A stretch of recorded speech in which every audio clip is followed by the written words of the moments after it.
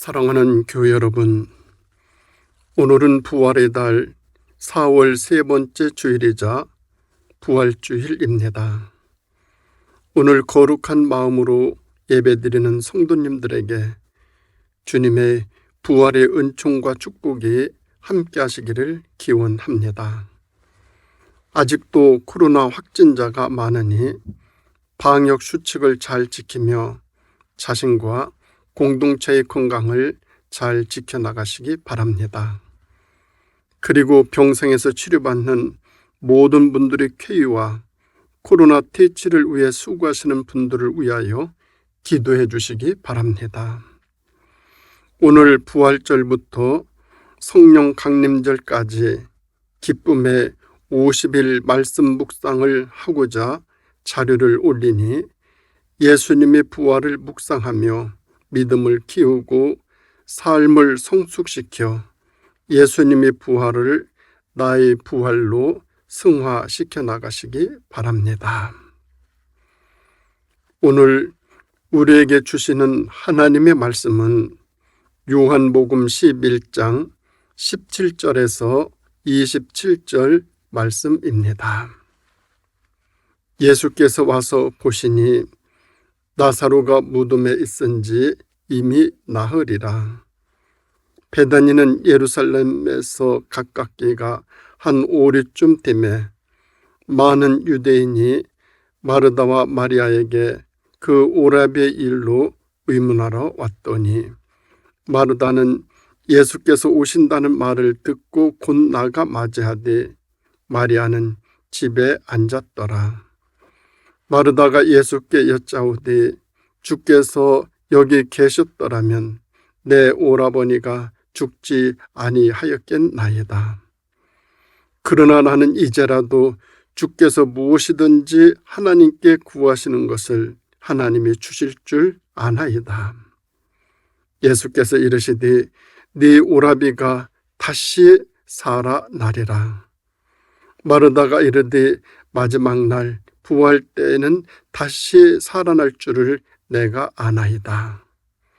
예수께서 이르시되 나는 부활이요 생명이니 나를 믿는 자는 죽어도 살겠고 무릇 살아서 나를 믿는 자는 영원히 죽지 아니하리니 이것을 네가 믿느냐.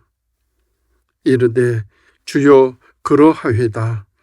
주는 그리스도시요 세상에 오시는 하나님의 아들이신 줄 내가 믿나이다. 아멘.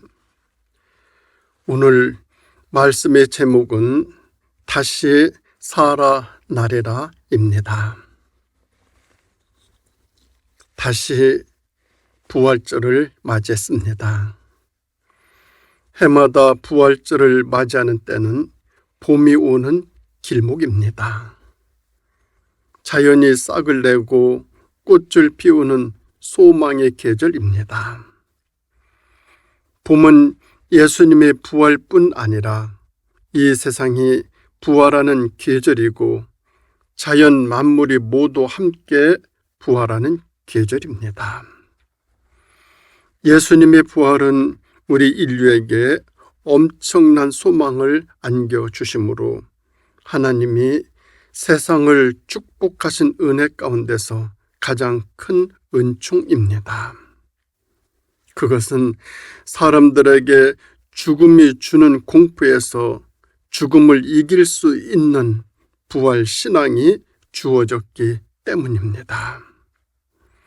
부활은 기독교에 있어서 가장 중심이 되는 신앙의 골간이고 기독교가 기독교인 것은 바로 이 부활이 있기 때문입니다.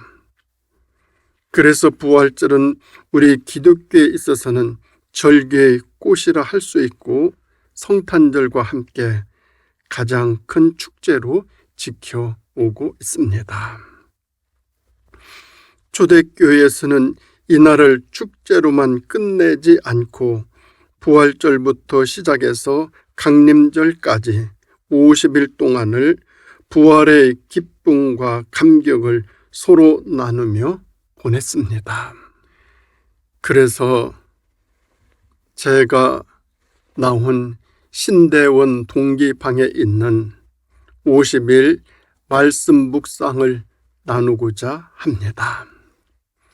이 50일 동안에 코로나에서 벗어나고 우크라 전쟁도 멈추기를 기대하며 성령 강림절을 맞이했으면 좋겠습니다.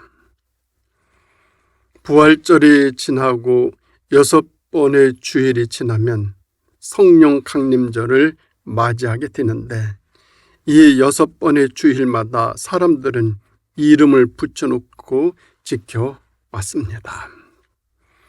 부활 후 첫째 주일은 콰시모도 게니티라고 이름을 불렀습니다. 그 뜻은 갓난아이 같다라는 뜻입니다.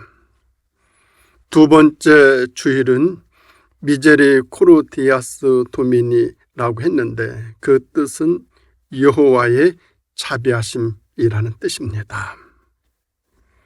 세 번째 주일은 유빌라테라고 이름을 붙였는데 그 뜻은 여호와를 환호하라라는 뜻입니다. 네 번째 주일은 칸타타라는 말로 이름을 붙였는데 여호와를 찬송하라라는 뜻입니다. 다섯 번째 주일은 보가테로 여호와께 간구하라는 뜻입니다. 여섯 번째 주일은 엑사우디로 여호와여 내가 소리를 부르짖을 때에 들으소서라는 뜻입니다. 우리는 부활절을 이스터라고 하는데 이 말은 고대 게르만 민족들이 부활절날 아침에 떠오르는 태양이 예수님의 부활을 기념하기 위하여 춤을 추며 떠오른다고 해서 지은 이름이라고 합니다. 예수님의 부활이 갖는 의미는 참으로 깊고 많이 있습니다. 본문에서 예수님은 부활에 대해서 우리에게 말씀해 주시고 계시는데 첫째는 나에게 죽음이 없다 말씀하셨습니다. 본문에서 예수님은 나는 부활이요 생명이니 나를 믿는 자는 죽어도 살겠고 살아서 나를 믿는 자는 영원히 죽지 아니하리라고 말씀하셨습니다. 이 말씀은 나에게는 죽음이 없다라는 말씀입니다. 그리스도 안에서는 죽음은 하나의 통과 의례일 뿐입니다. 성도에게 있어서 육체의 죽음은 하나의 과정일 뿐입니다. 성도들에게는 죽음 후에 곧바로 영생이 주어지므로 그것은 죽음이라고 볼 수 없습니다. 진정한 죽음은 육신의 죽음이 아니고 하나님과의 관계가 끊어지는 것입니다. 지금 사람이 살아 있어도 하나님과의 관계가 끊어져 있으면 그것은 죽은 것이나 다름이 없습니다. 그러므로 우리가 살아 있다라고 하는 것은 하나님과의 관계가 유지되고 있다는 것이고 영원한 부활에 참여하고 있다는 증거입니다. 그런가 하면 두 번째로 예수님이 부활에 대해서 말씀하시고 계시는데 그것은 나에게 무덤도 필요 없다 말씀하고 계십니다. 사람들은 무덤에 대하여 관심이 많습니다. 사람이 무덤에 관심을 갖는다는 것은 죽는다는 것을 믿기 때문입니다. 우리 신앙인들은 무덤을 그렇게 소중하게 여기지 않았습니다. 왜냐하면 우리는 죽음이 아닌 죽음 이후의 부활에 더 큰 의미를 두고 있기 때문입니다. 그런데 부활에 대한 무지와 불신앙의 대표적인 김일성이나 모택동이나 스탈린 같은 사람들은 모두 몸에 방부제를 넣고 무덤을 왕릉처럼 꾸민 후 그 속에서 흙으로 돌아가지도 못하고 누워 있는데 보기에 참으로 안 돼 보입니다. 안타깝습니다. 흙으로 돌아가야 되는데 돌아가지 못하고 있어요. 그런 면에서 보면 등소평은 아주 세련된 사람이죠. 자기도 그렇게 왕릉처럼 만들고 그 속에 누울 수 있는데도 불구하고 그런 것에 대해서는 미련을 두지 않고 홍콩이 보이는 바다에 꽃잎을 넣어 뿌려달라고 유언했습니다. 그리고 그렇게 했습니다. 그를 통하여 중국이 개방이 되었고 지금 세계 2대 강국이 되는 토대, 이 토대를 놓게 되었죠. 예수님은 무덤을 준비하지 않으셨습니다. 잠시 아리마대 요셉의 묘지를 빌려 들어갔다가 곧 그 무덤을 되돌려 주었습니다. 예수님은 무덤을 거부하신 것이 아니고 죽음을 거부하셨습니다. 그래서 무덤이 필요하지 않았습니다. 예수님은 무덤이 필요하지 아니하시는 영원한 부활에 참여하셨습니다. 그런가 하면 세 번째로 예수님이 말씀하시는 부활의 의미는 나는 부활의 첫 열매라 말씀하셨습니다. 예수님께서 세상에 계실 때 사람을 살리신 기적이 3번 있었습니다. 야이로의 딸을 살리셨고 나인성 과부의 아들을 살리셨고 오늘 본문에 나사로를 살렸습니다.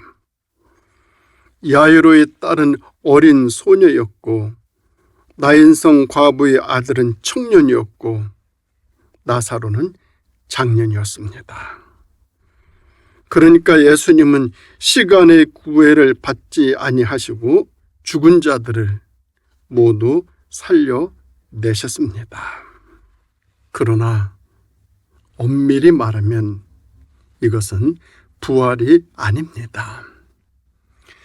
그렇게 다시 살아난 사람들은 모두 얼마 후에 다시 죽었습니다.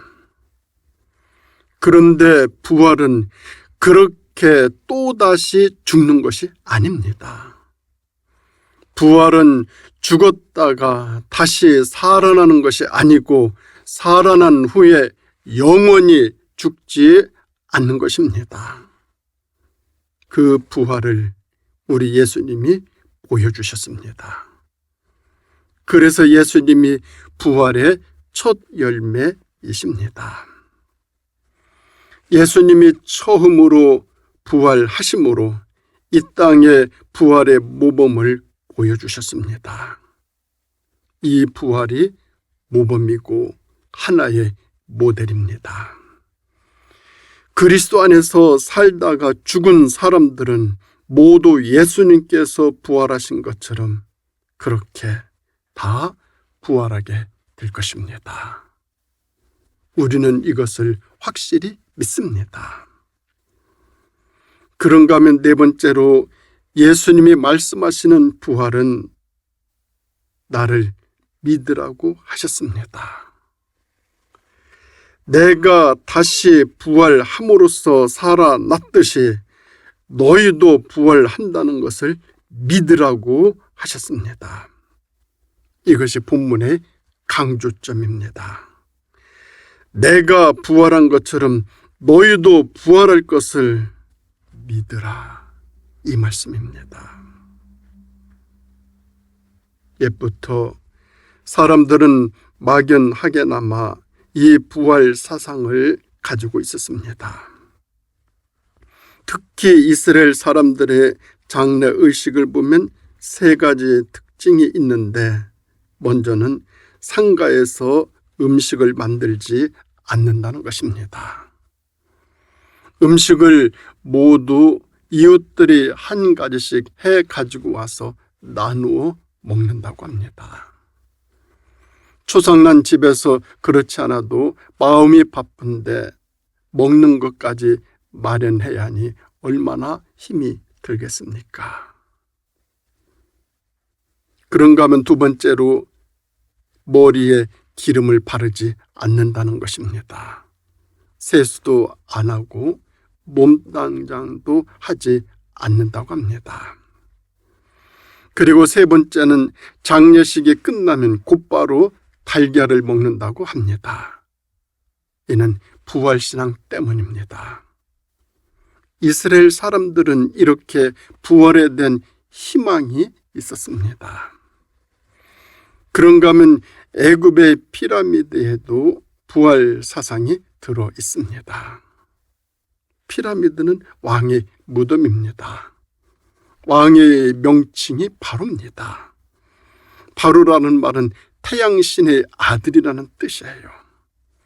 사람들은 모두 바로 왕은 반드시 부활한다고 믿었습니다. 그래서 부활할 때까지 살라고 지하에다가 궁전을 만들어 놓았습니다. 이것이 바로 피라미드입니다. 그런데 부활은 이렇게 막연하게 믿는 것이 아니고 확실하게 믿어야 합니다. 그래서 예수님은 마르다에게 나는 부활이요 생명이니 나를 믿는 자는 죽어도 살겠고 무릇 살아서 나를 믿는 자는 영원히 죽지 아니하리니 이것을 네가 믿느냐? 라고 물으셨습니다. 그랬더니 마르다가 대답합니다. 그러하이다. 주는 그리스도시요 세상에 오시는 하나님의 아들이신 줄 내가 믿나이다. 얼마나 시원하고 분명한 신앙 고백입니까? 이렇게 기독교는 부활을 기초로 해서 세워진 종교입니다. 기독교는 부활이 없으면 아무것도 아닙니다. 그래서 독일의 불트만이라고 하는 신학자는 기독교는 십자가에서가 아니라 부활에서 시작되었다고 말했습니다. 고린도전서 15장 말씀을 보면 주께서 다시 사신 것이 없다면 하고 가정법을 써서 말씀하고 계십니다. 우리에게 부활이 없다면 인생은 아무것도 아닙니다. 우리에게 부활이 없다면 믿음도 소용없고 오늘의 수고도 소용없고 우리의 기도도 허공에 대고 피는 그 이상일 수가 없습니다. 그런데 부활은 이 모든 것들을 다 바꾸어 놓았습니다. 인생을 더 의미 있고 보람 있고 복되게 변화시켰습니다. 그래서 부활은 우리에게 있어서 전부이며 모두입니다. 예수님은 부활의 첫 열매로서 아주 분명하게 이 부활을 만천하에 보여주셨고 증거해 주셨습니다. 그래서 부활은 아주 확실한 것입니다.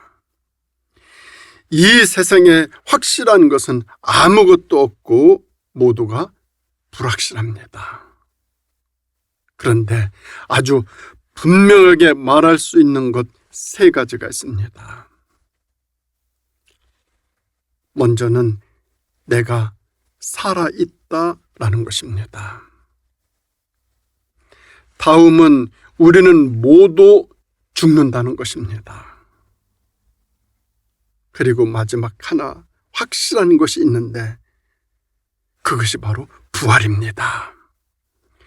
우리는 장차 모두 죽었다가 다시 부활합니다. 이것은 분명한 사실입니다. 악인은 심판을 받기 위해서 부활하고 의인은 천국에 가기 위해서 부활합니다.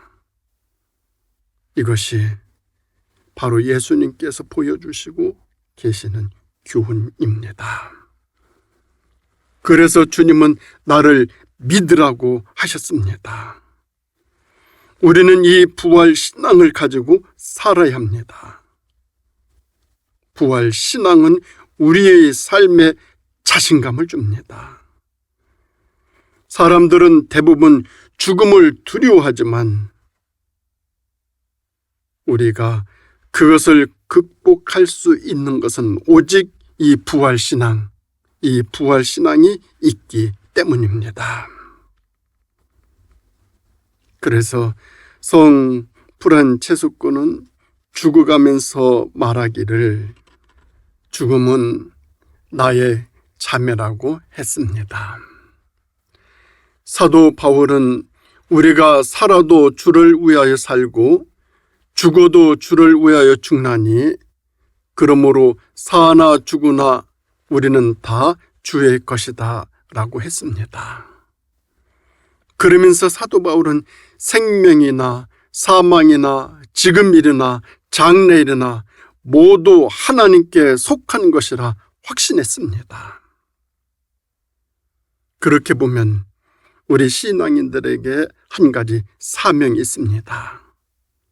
그것은 부활을 말하면서도 부활이 없는 사람처럼 절망하고 비굴하게 처신하며 살아가면 안 된다는 것입니다.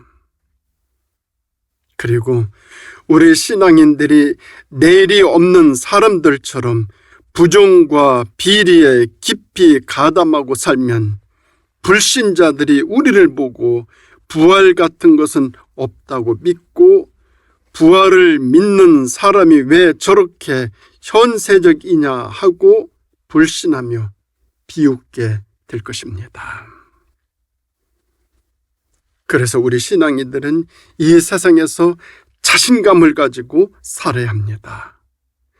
죽음까지도 부활 신앙으로 순수히 받아들일 수 있는 용기가 또한 필요합니다. 그때 비로소 우리는 다시 살아나는 부활의 은총과 축복을 영원히 누리며 영생에 이르게 될 줄로 믿습니다.